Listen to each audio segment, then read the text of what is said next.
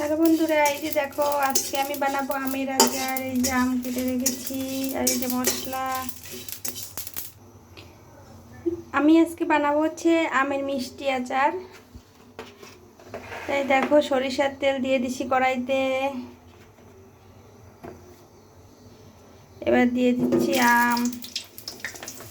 আমি কিন্তু আমের খোসা সহই বানাচ্ছি, কারণ আমের খোসা সহ বানালে আমার কাছে ভালোই লাগে। অনেকে আছে আমের খোসা ফেলে দেয়, কিন্তু আমের খোসা সহ বানাবো।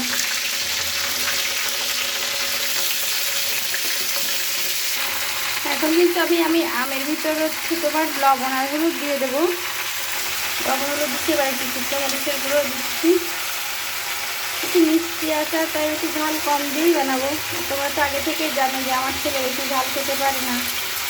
এই যে আমগুলো আমি একটু ভাজা ভাজা করে, আমি কিন্তু খুব সহজেই করি আচারটা। তোমরা কে কীরকম করে করো আমি আসলে জানি না। তারপরে আমি হচ্ছে দিয়ে দেবো চিনি। আর এই জায়গায় আমি মশলা করে রাখেছি, এটা হচ্ছে পাঁচফোড়ন আর শুকনো মরিচ শুকনো কড়াইতে তেলে গুঁড়ো করে রেখেছি। এটাই হচ্ছে আমার আচারের মশলা। তো এভাবেই করি আমি মিষ্টি আচার। তো তোমরা কে কীভাবে করো একটু জানাবা।